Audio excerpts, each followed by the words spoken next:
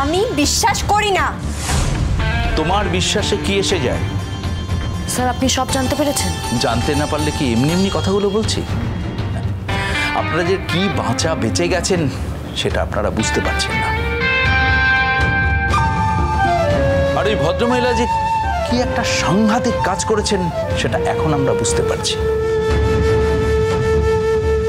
কিন্তু এখন তাহলে কি করণীয় আমাদের স্যার? আমার বোনের বিয়েটা তো হয়ে গেছে, এখন কি হবে? এরকম একটা ছেলের সঙ্গে বিয়ে হচ্ছে, এটা কি বিয়ে বলে ধরছেন কেন? এ তো এমনিতেই ডিভোর্স হয়ে যাবে, এক পক্ষে হয়ে যাওয়া উচিত।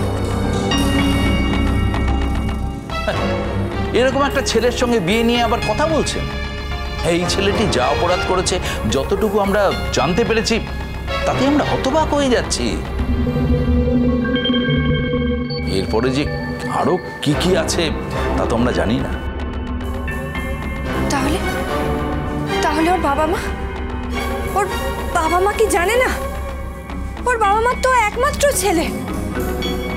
হ্যাঁ, আমরা ওর বাড়িতে যাচ্ছি, আজকালের মধ্যেই জানিয়ে দেব ওর বাড়ির স্ট্যাটাসটা কি, সবটাই জানিয়ে দেব। অলরেডি আমরা খোঁজ নিতে বলেছি, বেলার দিকে সবটাই জেনে যাব আমরা। জামশেদপুরে ওর বাবা মা কোথায় থাকে, আমাদের যে ঠিকানাটা দেয়া হয়েছে সেটা আদৌ সত্যি কিনা, কারণ ছেলেটির তো কোনো কিছুই সত্যি নেই।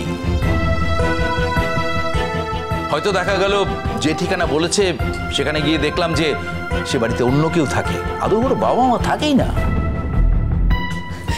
না না, দেখুন আমার বাড়ির লোক তোর বাবা মার সাথে কথা বলেছিল।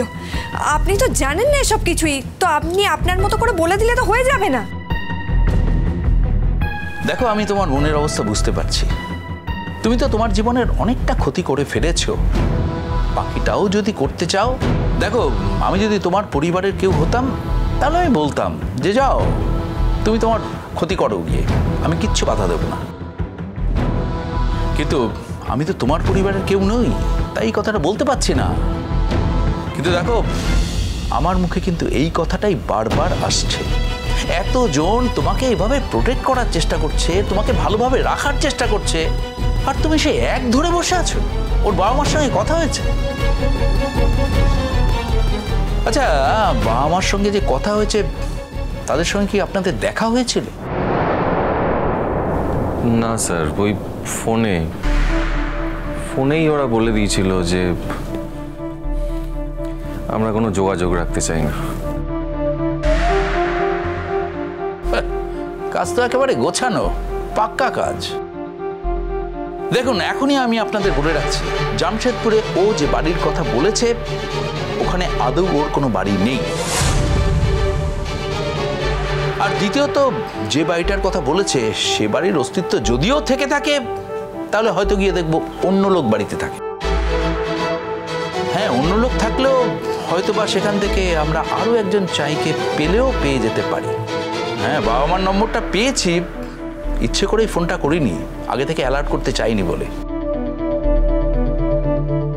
আগে লোকাল পুলিশে যাব, তারপরে ফোন করব, আর কি রিপোর্ট আসে সেটা জেনে নিয়ে তারপরে ফোনটা করব। জল থই থই ভালোবাসা, সোম থেকে রবি প্রতিদিন রাত ৯টায় স্টার জলসায় ও ডিজনি প্লাস হটস্টারে।